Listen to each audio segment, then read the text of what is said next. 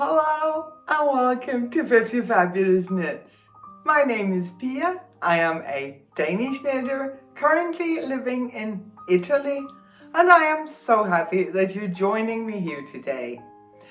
I'm in the final hours of a wonderful knitcation. I've had 3 days to myself with nothing to do but knit, knit, knit. So if my body seems a little stiff, that's probably because I've overdone it, as I do every time. Anyway, I do have a lot of knitting to share with you today, so I think I'm just going to dive right into it. I finally finished my Scrappy Triangles. This is basically, it's the same sweater as the one that I'm wearing, Scrappy Striper, only this one is knit at a much tighter gauge. I was told that a lot of people had problems meeting the very open gauge for this one. So a Danish hand dyer, Bettina from A Knitter's World, reached out to me and asked if I could rework the pattern at a tighter gauge, and I did. So as you can see, they're basically the same. I did put in a few modifications on this one. The neckline is a little tighter. If you can see on this one, it's a rather wide neckline. On this version, it's a bit tighter and a bit deeper. I also I added the option to finish it off with some ribbing instead of the rolled over hem that I actually put on this one. Some people told me that they didn't really like the look of the rolled over hem, so I thought I would change it on this one. So instead of doing the gradual decreases down the body, I just did some rapid decreases right before the edge, and then it's easy to do a ribbing instead of a rolled over hem. One more thing that I did is I put in my idea, the method that I think works best to make stripes that are almost jogless. You can still tell where I changed my colors, but it is not really obvious.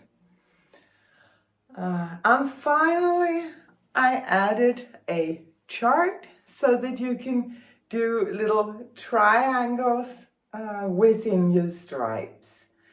This was an idea that I got from a Danish knitter and podcaster, Henriette from Strikkesludder, who knit her Scrappy Striper with just some lice, single stitches worked in a contrasting color. And I thought, by putting in these triangles, I would be able to allow the colors to melt together even better. Bettina from A Knitter's World kindly gifted me the yarn to work up this one, and she sent me these 4 colors. I have shown those before. They're so beautiful. And I was sure that what was going to happen was that I would use these 3 to just blend together to make something similar to this and the other versions that I have of the Scrappy Striper. And then I would use this one to just, do little accents here and there. I'm just gonna, it's all her sock yarn. One base, which are the 2 dark ones. Maybe I should hold them like that. This is her yak sock base. and this is her alpaca sock base. They're both beautiful. They go together very, very well. The black colorway is called Men in Black. The gray, can we talk about the gray? It's so pretty. It's called Shadow, and it really is. It's not a shadow on a very sunny day, like harsh, dark shadow. It's this flimsy, playful shadow in all the colors that gray really is. I love that color. And then the pink is Flowers in My Garden, and the white one is called Dalmatian.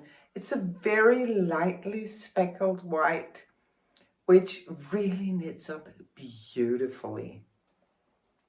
But yeah, I thought that the three darker colors would play together and melt into each other. And then the white would just be those little accents here and there.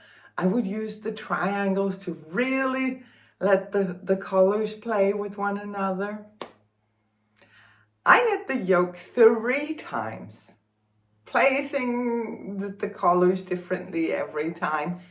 It just didn't work. That was not what the yarn wanted. The yarn wanted this. And when I started to listen to the yarn, oh my God, I really love this. This is nothing like anything else I own, and I love it. I cannot wait to wear this one. It is beautiful. So yeah, the pattern is in testing. Hopefully it will come out while it's still warm and you want to knit a t-shirt. I actually included for the testers to also test the long sleeve version, which is what I'm wearing here. But in this pattern, the long sleeves are not tested. It's just something that I put in after, just on a whim. But for this pattern, the long sleeves are gonna be tested, and yeah. Oh, I also put in short rows on the back. You can barely tell because I only do 1 short row in each stripe. So it's very, very subtle, but I really like it when they're just a little bit longer in back, because then I don't get cold when I sit and I lean forward like this. So yes, Scrappy Triangles. Hopefully it will come out soon. I am really loving this version, even though, as I said, it is not me at all. It is what the yarn wanted. And you should always go with what your yarn wants, really.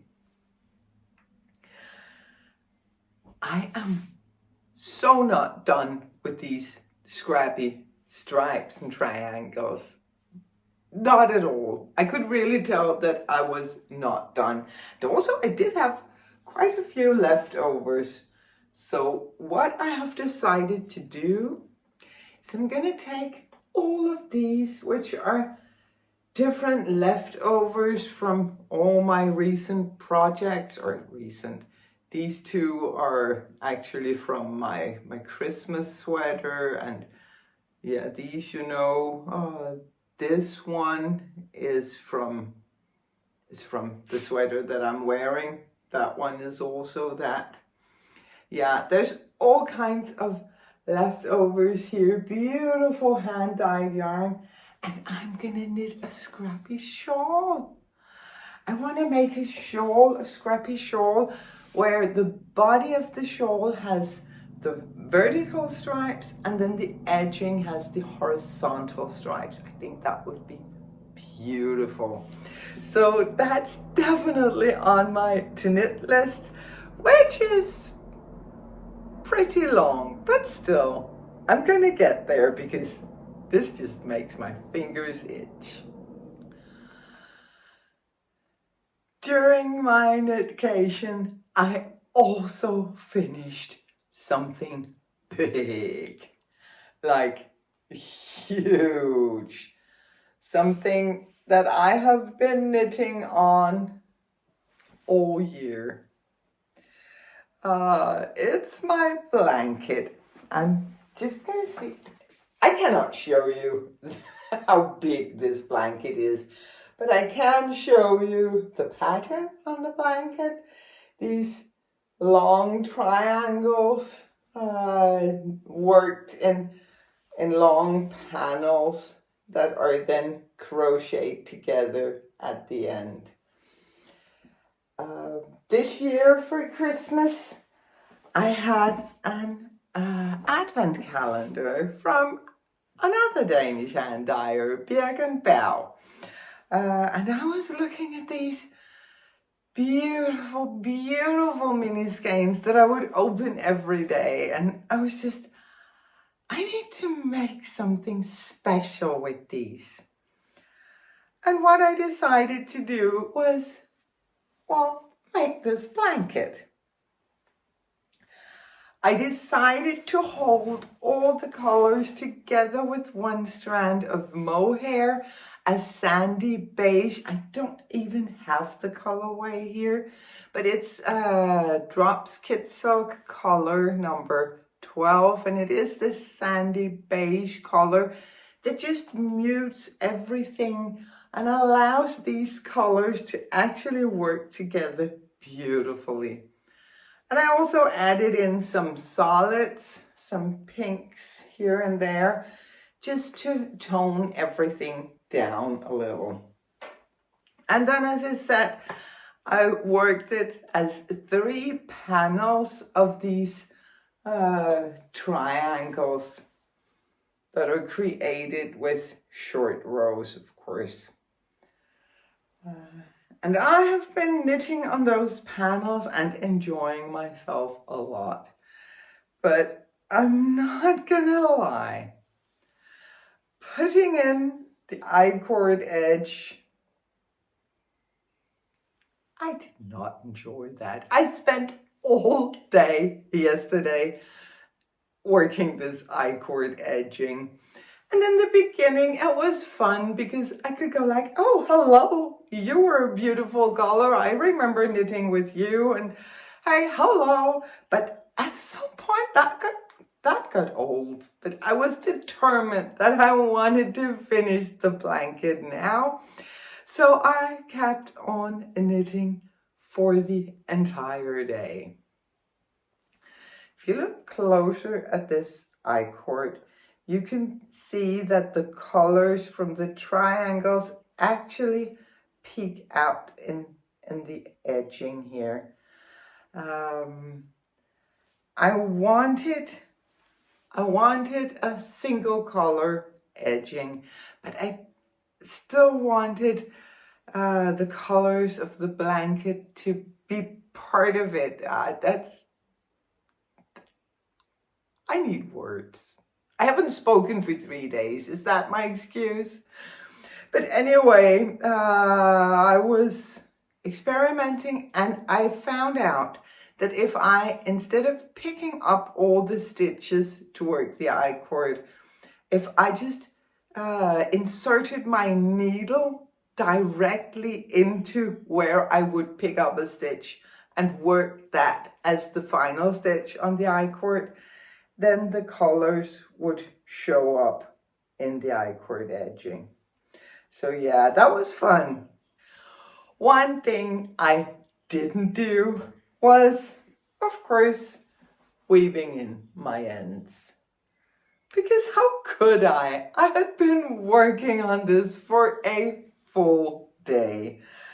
I mean, I'm gonna do it later. Not today. But the pattern for this has already been written. It has been tested. I just wanted to finish my sample knit. So on Sunday, I'm gonna publish this pattern. I'm gonna publish it on my own website and on Ravelry. And for the first 2 weeks, I'm gonna offer a discount code, 50% off, if you at checkout put the code Fiftyfabulous, and that's valid both places. I am going to add links to the pattern as soon as it comes out. Everything that I talk about is linked in the description box below. And as soon as this pattern, Minimax is what it's going to be called, as soon as this is published, I will add links for that as well. And I will also put the discount code in the description box in the show notes here below. Just like with the Scrappy stripes, I'm not done with this pattern, these triangles. I'm not done with this construction, working these long panels, because I'm starting to think about summer knitting. For summer, I need something that is small, portable, easy to work on, something that you can just bring with you every time you leave the house, and you can work on it while talking with people. So I think I'm gonna take that same way of construction and using it in a shawl. I'm gonna omit the mohair. I'm just gonna work with one strand of fingering weight yarn, and I'm probably gonna limit myself to 2 to 3 colors. But yeah, that is something that I'm really looking forward to playing with. And yeah, we shall see how it all goes. But I mean, summer is for shawl knitting, isn't it? Is that only me? I don't think so. And I do realize that I have a couple of shawls on the go. And now I've just told you about 2 other shawls that I want to knit. I'm going to show you this, even though I haven't knit on it. I haven't even knit a single stitch on it, but I have blocked the lace. I showed you this on my last podcast, my new summer shawl, but it was all crunched up and you couldn't appreciate the beautiful lace. I really love this lace pattern. So I'm looking forward to knitting away on this one as well. This is, it's gonna be a one skein wonder, only with some mohair added in, because I, and it appears a lot of other people, have these single skeins of beauty in our stash. Just these amazing colors and yarns that we just couldn't leave. This one is from Dream in Color Yarns.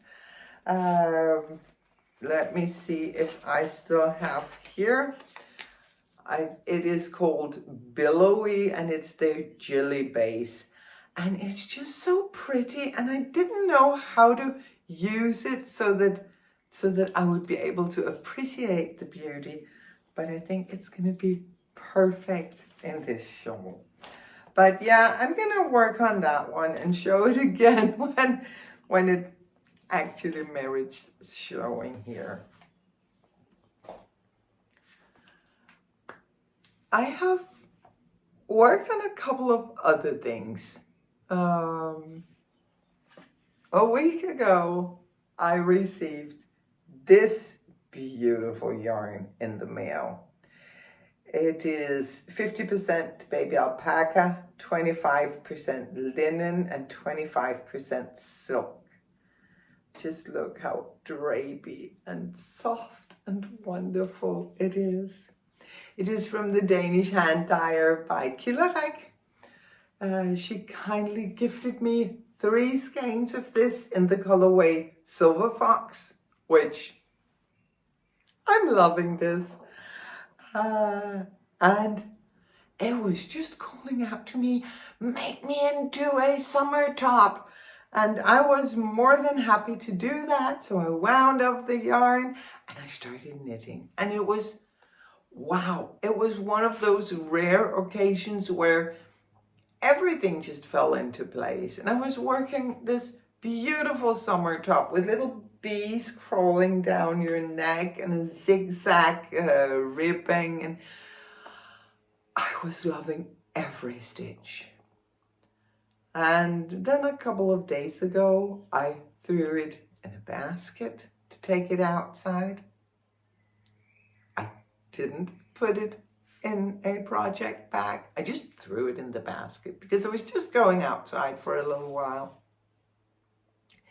You should always put your knits in project bags. When I came outside and I pulled up my knitting, a thread got stuck. Just one of these fine little threads got stuck on the basket and it snagged. And it was up here, all the way up here. And I tried to mend it and I couldn't. It just, because it's such a fine yarn and I was working at an open gauge to get this airy summer top, you could just see it and it didn't look good. So I had to rip back everything. That was a lot of knitting, and it was a lot of joyful knitting. Usually I don't mind ripping back. It's part of my process. This is how I work because I'm not this super organized person who plans everything ahead. But ripping back that, it really hurt me. I hated doing it. But I did start over, and now my lovely neighbor is out cutting his grass right now. I'm sorry, I really apologize for the noise. I hope that you will be able to hear me anyway. I started over, but I'm not going to show you because there's really nothing to show. I'll much rather wait to show you until I am over this terrible incident and can proudly show you my beautiful summer top. So when all this happened, I really needed comfort knitting. I needed to knit and forget. So I worked on my Mix It Up tee, which is now at the point where it's just stockinette stitch in the round, lots and lots of stitches on the needles, just going around and around in completely mindless circles, just knit and forget. That was lovely, and I'm actually also pretty excited to finish this Mix It Up because for this one I'm actually gonna do what I originally designed it to. I am gonna thread a ribbon through the lace section here, the crochet lace section. I think I'm just gonna put a photo of the finished Mix It Up. It is such a pretty airy summer top with a tight fitting yoke and then a crochet lace and then the body that just billows out and allows for all the air that you might be lucky enough to catch on a hot summer day can actually come in and cool you. So yeah, I am knitting away on this one. I am just using some Drops Baby Merino in the white colorway, something that I had in my stash down here when I needed to knit on this. And that is all of the knitting for this week. It's quite a lot, but as I said, knitcation, and when I have the chance, I always overdo it. And I never regret it. I have not been watching a lot of knitting podcasts this week. Excuse me. During our knit-a-thon, I asked you guys for some recommendations, some TV recommendations, and a couple of you suggested Yellowstone and 1883. So thank you. That's what I've been doing for the past 2 weeks. Lovely show. I really love a TV show with no heroes.